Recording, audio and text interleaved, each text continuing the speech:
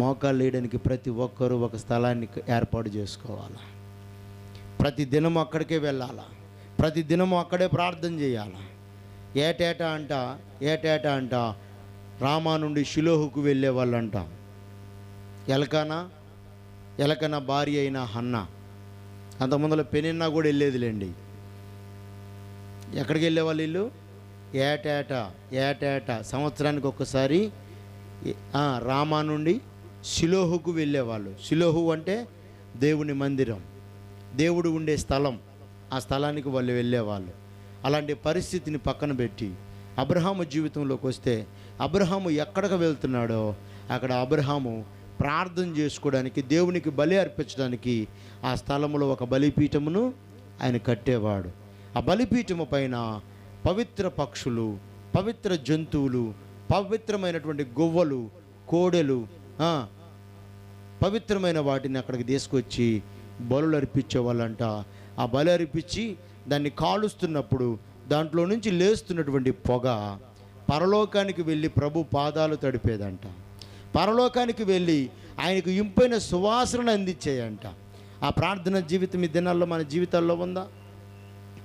అలాంటి భక్తి జీవితం మన బ్రతుకుల్లో ఉందా? అబ్రహామును దేవుడు వేరు చేస్తున్నాడు ముందే. ఎందుకో తెలుసా? నువ్వు దీవించాలి అంటే లోకాన్ని వదిలిపెట్టి రావాలా. మనమేమి ఇంకా లోకాన్ని వదిలిపెట్టలా. ఏముందో తెలుసా మనకి? లోకంలో ఫ్రెండ్స్ అలాగనే ఉన్నారు, లోకంలో సహవాసాలు అలాగనే ఉన్నాయి, లోకంలో మాట తీరు అలాగనే ఉంది, లోకంలో చూపులు అలాగనే ఉన్నాయి, లోకంలో నడిచే విధానం అలాగనే ఉంది. నువ్వు ఇంకా లోతు భార్యలాగా వదిలిపెట్టకుండానే ఉండవు. నన్ను దీవించు ప్రభు అంటున్నావు, కానీ వెనకకు తిరిగే బుద్ధి మాత్రం వదిలిపెట్టలా.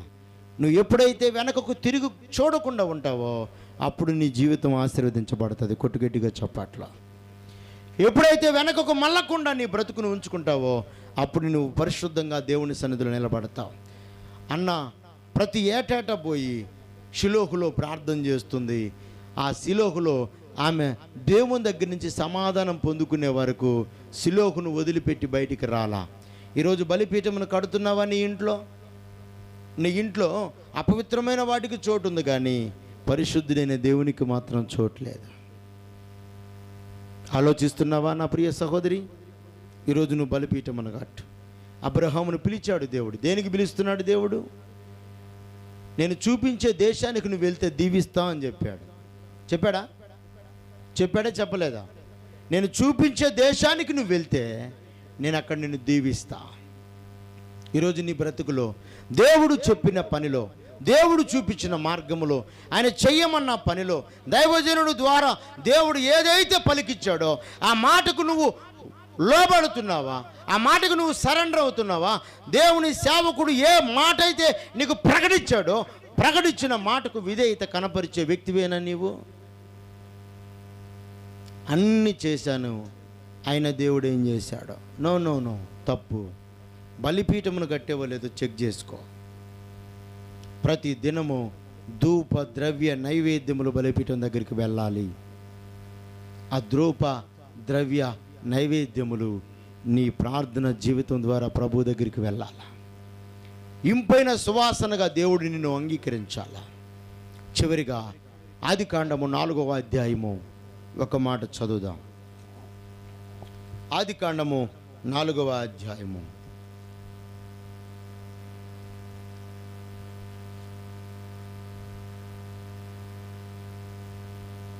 4వ వచనం. హేబేలు కూడా తన మందలో తొలుచూలు పుట్టిన వాటిలో క్రొవ్విన వాటిని కొన్ని తెచ్చను. యెహోవా హేబేలును, ఈ మాట గుర్తుపెట్టుకోండి, బలిపీఠములు కడుతున్నాం కానీ దేవుడు అంగీకరించేటట్లుగా మనం లేవు అంట. దేవుడు హేబేలు అర్పణను లక్ష్య పెట్టెను కానీ కయ్యూను అర్పణను దేవుడు లక్ష్య పెట్టలేదు. బలిపీఠమును కట్టే నీవు దేవుడు అంగీకరిస్తున్నాడో లేదో చెక్ చేసుకో. అందుకే నేను చెప్తూ ఉంటా, ప్రార్థనకు వెళ్ళగానే, ప్రార్థన చేయగానే, మొర్ర పెట్టగానే బైబుల్ చదవగానే అయ్య బాబోయ్ నేను క్రైస్తవుడని చెప్పుకోవడం అది మోసపూరితమైన మాట.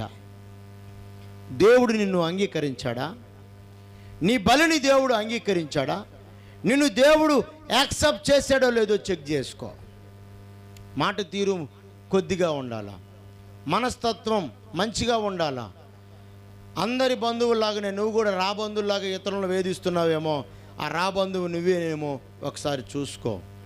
నువ్వు రాబంధుగా మారి అనేకులను చీడ పురుగులాగా వేధిస్తే నువ్వు దీవెనను కోల్పోతావు. నీ మాట ఇతరుల పట్ల సాత్వికమై ఉండాలా, మృదువై ఉండాలా, మాటలో తగ్గింపు కలిగి ఉండాలా, తగ్గింపు సాత్వికం కలిగి ఉండాలా. ఉందా ఈ రోజుల్లో? ఉందా? సాత్వికమైన మాట, మృదుత్వమైన మాట, తగ్గింపు కలిగిన మాట. బైబిల్లో రాయబడ్డ మాట, సాత్వికులు ధన్యులు వారు. సాత్వికులు ధన్యులు వారు. మత్తయి 5వ అధ్యాయంలో సాత్వికులు ధన్యులు భూలోకాన్ని స్వతంత్రించుకుంటారు. ఇక్కడ చూస్తే మనకు అరగజం లేదు. భూలోకంలో స్వతంత్రించుకుంటామంట. ఏంది స్వతంత్రించుకునేది? అక్కడ రాలేదంటే ఇక్కడ మనం తప్పిపోయామని అర్థం. భూలోకమును స్వతంత్రించుకుంటారు సాత్వికులు. హృదయ శుద్ధి గలవారు ధన్యులు. చూసేవి ఎప్పుడన్నా? అన్నయ్య 2 రెక్కలు వేసుకొని రాత్రి వచ్చాడు అన్నయ్య మా ఇంటికి హెలికాప్టర్ వేసుకొని. హల్లెలూయా. హెలికాప్టర్ వేసుకొని వేసేయచ్చాడా? ఏమో అన్నయ్య ఏడదాకా జుట్టు ఉంది, నేను మొహం చూడలా. ఆయన అడు తిరిగాడు, అలిగాడేమో బహుశా నా మీద. వెలుగుదూత కూడా ఆయన వేషం వేసుకొని వస్తాయి మనుషుల దగ్గరికి. నేనే ఆయనని ప్రకటిస్తాయి, నేనే దేవునని, నేనే క్రీస్తునని అవి ప్రకటిస్తాయి. వెలుగుదూతల వలె మనం కూడా మారుతున్నాం. చూడని వాటిని ప్రకటిస్తున్నాం, తెలియని వాటిని ప్రకటిస్తున్నాం. సజీవుడైన దేవుణ్ణి మాత్రం పరిచయం చేయట్లా. ఆయన కలవరి సిలువలో అడ్డకొయ్యకు నిలువు కొయ్యకు మధ్యలో వేలాడదీయబడి నీ కోసం నా కోసము ఆయన వధించబడ్డాడు. ఈరోజు నువ్వు నేను దేవుని నచ్చినటువంటి బిడ్డగా, దేవునికి మెచ్చే బిడ్డగా మనం ఉండాలి. అబ్రహాముని దేవుడు దీవించేటప్పుడు మొట్టమొదట బంధు వర్గాన్ని వదిలేయమల్లా. వాళ్ళకి ప్రాధాన్యత ఎంత ఇవ్వాలో అంతే ఇవ్వాలా. అక్కడుండే పాడైపోతాడు, దేవుని మహిమ ఆయన మీదకి రాదని. ఎలా తప్పిపోతాడు అబ్రహాం? ఏందిరా నువ్వు మన దేవుని వదిలిపెట్టేసేవేందిరా, మన కుటుంబాన్ని వదిలిపెట్టేసేవేందిరా అని వాళ్ళు కించపరిచి అబ్రహాముని వెనక్కి లాగుతారని దేవుడు ఏం చేశాడు? ముందే వాళ్ళ ఇంటి దగ్గర నుంచి పక్కకు జరిపాడు, బంధువుల దగ్గర నుంచి పక్కకు జరిపాడు, ఊరి దగ్గర నుంచి పక్కకు జరిపి దేవుడు ఎక్కడికో తీసుకెళ్ళి ఇక్కడ ఉండు, ఈ ప్రాంతంలో గుడారం వేసుకో, నేను నిన్ను దీవించబోతున్నాను అని చెప్పగానే అక్కడ గుడారం వేసి బలిపీఠమును కట్టి బలి అర్పించి దేవుణ్ణి గణపరిచాడు. గణపరిచిన వెంటనే బొమ్మలు అమ్ముకునేవాడు 13వ అధ్యాయం మొట్టమొదటికి వచ్చేలేకి 13వ అధ్యాయం మొట్టమొదటి వచనానికి వచ్చేలేకి ఏం జరిగిందో చూడండి. అబ్రహాము తనకు కలిగిన సమస్తం అంతటిలో తన భార్యను, తనకు కలిగిన నెగేబునకు వెళ్ళను.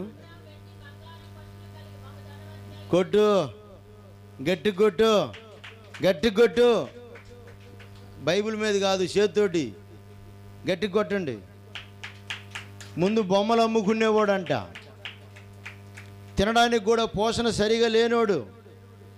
ఒక బొమ్మ అమ్మితే కానీ సాయంత్రం పోషణ నడవదు. అలాంటి వాడు ఏం చేస్తున్నాడు? ఇప్పుడు 12వ అధ్యాయంలోనేమో పిలిచాడు, 13వ అధ్యాయంలోనే చేస్తానన్న పని దేవుడు చేసి చూపించాడు. హల్లెలూయా. 13వ అధ్యాయంలో అబ్రహాము వెండి బంగారము పశువులు కలిగి బహుమంది పనివారు కలిగి బహుధనవంతుడై ఉండెను. ఈరోజు నా జీవితాల్లో బహుధనవంతులంగా ఉండాలి అని అంటే మనము దేవునికి లోబడే వ్యక్తులంగా ఉండాలా. విశ్వాసి, నువ్వు దైవజనుడి దగ్గర ఏమి నేర్చుకుంటున్నావో ఆలోచన చేయి. తిండిబోతులాగా ఉంటున్నావా, త్రాగుబోతులాగా ఉంటున్నావా, తిరుగుబోతులాగా ఉంటున్నావా, దొంగతనాలు చేసే వ్యక్తిగా ఉంటున్నావా, కొంతమందికి ఇది ఒక అలవాటు. అటు చూసి ఇటు చూసేలేకి టక్కన లేపు జాకెట్లో వేసుకుంటారు. ఇదేం రోగమో నాకు అర్థం కాదు. నువ్వు నూకిందే నీకు రోగాలు అయిపోతాయి. మనం దొంగలం కాదు, మనం పరిశుద్ధులం. ఆమెన్. మనం దొంగలం కాదు, మనం పరిశుద్ధులం. మనం పెట్టేవారంగా ఉండాలి కానీ నూకే వారంగా ఉండకూడదు. ఒకరోజు నాకు 500 కాగితం కింద పడింది వేరే వాళ్ళ దగ్గర. నేను నుంచొని 500 కాగితం ఎవరిదన్నా, నాయే బ్రదర్ అన్నాడు. అవి వాడి కాదు, ఆ పాపం వాడికే పోద్ది. నాయే అన్నాడు. సరే తీసుకో అన్నా. నా దగ్గర ఉన్న రోగం కూడా వాడి దగ్గరికే పోయింది. ఆమెన్ చెప్పండి. మనం ఏం చేస్తుందో తెలిసి ఎవరిదన్నా గబక్కన కింద పడింది అనుకో, ఏదో రోగం వచ్చిన వాళ్ళలాగా కథక్కన పోయి కాలు పట్టుకుంటాం. మనం కాలు పట్టుకుంటాం, ఈ కాలు తీసుకెళ్ళి దాని మేము పెడతాం నొక్కేయడానికి. 100 రూపాయల కాగితమో 50 రూపాయల కాగితమో. ఎంత దిగజారిపోయే క్రైస్తవులం మనం. పడిపోతే తీసి వాళ్ళకి ఇవ్వండి. అక్క ఇది ఎవరితో పడిపోయింది, ఇది మీదేనా? ఈ బుద్ధి ఎక్కడదే అంటే హారాన్లో ఉన్న బుద్ధి ఇది. అందుకే దేవుడు బయటికి రమ్మన్నాడు. హారాన్లో ఒకరి సొమ్ము ఒకరు ఆస్వాదిస్తారు. ఈరోజు నువ్వు హారాన్ని నుంచి బయటకు వస్తే దేవుడు నిన్ను దీవిస్తాడు. ఆమెన్. ఎవరిది ఆశించ మాకు, ఒకళ్ళ దగ్గర చేయి జాపు కాకు, ఒకళ్ళని ఆశించి నాకు అది కావాలి ఇది కావాలని అడగమాకు. నీదైతే తిను, నీది కాకపోతే నోరు మూసుకొని కాముగా ఉండు. అబ్రహాము పిలిచాడు. పిలిచిన అబ్రహాము దేవునికి లోబడిన అబ్రహామును దేవుడు 13వ అధ్యాయానికి వెళ్ళేలేకి వెండి బంగారం బహుమంది పనివాళ్ళు అనేక సంపదతో దేవుడు అబ్రహామును దీవించాడు. ఎందుకు తెలుసా? అబ్రహాము బలిపీఠం కట్టి దేవునికి బలి అర్పిస్తున్నాడు ప్రతి దినం. ఈరోజు నువ్వు బలి అర్పిస్తున్నావా? చెక్ చేసుకో. ప్రతి ఆదివారమున నువ్వు దేవునికి బలి అర్పించాలి. ప్రతి నెలలో నువ్వు దేవునికి బలిపీఠమును కొడుతూనే ఉండాలి. ప్రతి క్షణం దేవుని దగ్గర మోకాళ్ళు వేసి బలిపీఠం దగ్గర కన్నీరు కార్చే వ్యక్తిగా నువ్వు మారాలి. మారదామా? ఎంతమంది మారదాం? అయితే కళ్ళు మూసుకుందాం, ప్రార్థన చేద్దాం.